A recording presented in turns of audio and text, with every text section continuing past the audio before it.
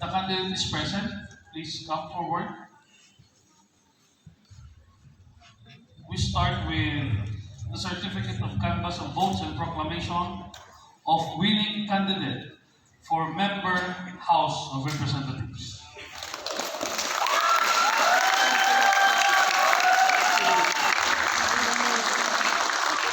We, the undersigned members of the City Board of Canvassers, do hereby certify under oath that we have duly canvassed the votes cast in 232 clustered precincts for the candidates therein for member House of Representatives in the elections held on May 12, 2025.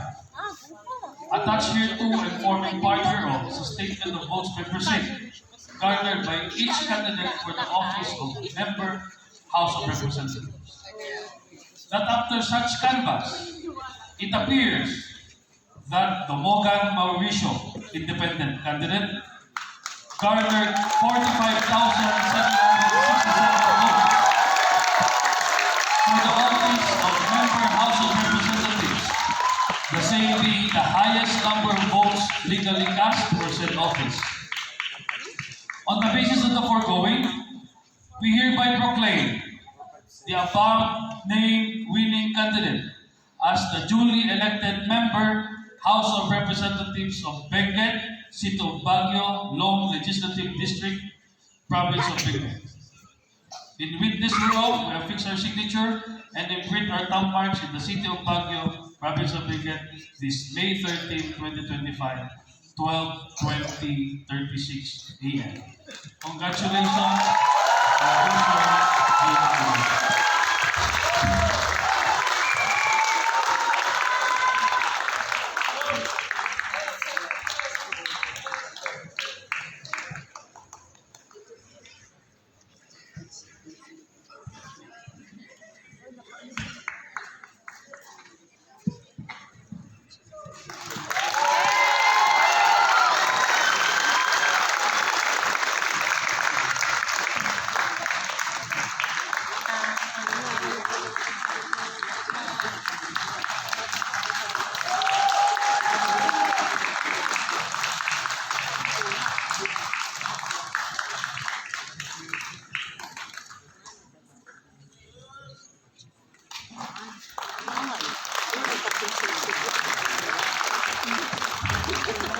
Next, we read the certificate of canvass of votes and proclamation of winning candidate for mayor.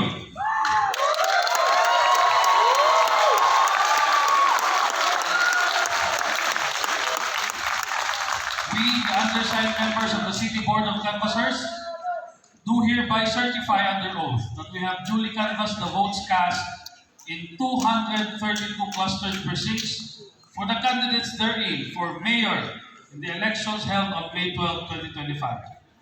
Attached hereto and forming part hereof is a statement of votes by precincts garnered by each candidate for the office of mayor.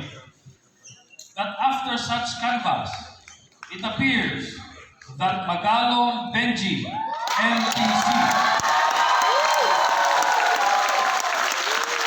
garnered 55,497 votes for the office of mayor, the same being the highest number of votes legally cast for said office. On the basis of the foregoing, we hereby proclaim the above named winning candidate as the duly elected mayor of the City of Baguio, Province of Benguet. In witness whereof, we have fixed our signatures and imprint our thumb marks in the City of Baguio this May 13, 2025, 12:20:36. Congratulations.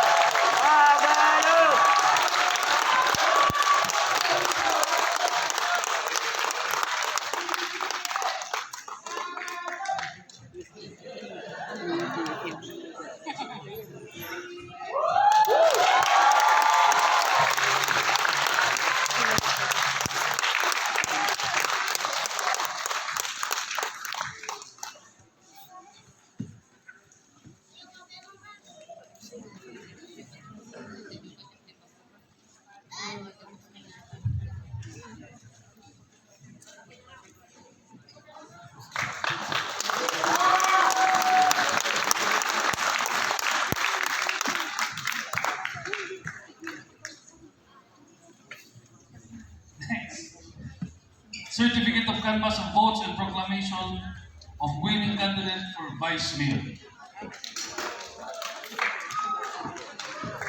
We, the undersigned members of the City Board of Canvassers, do hereby certify under oath that we have duly canvassed the votes cast in 232 clustered precincts for the candidates therein for Vice Mayor in the elections held on May 12, 2025. Attached hereto and forming part hereof is a statement of votes by precinct garnered by each candidate for the office of Vice Mayor. That after such canvass, it appears that Olowan Faustino, PFP,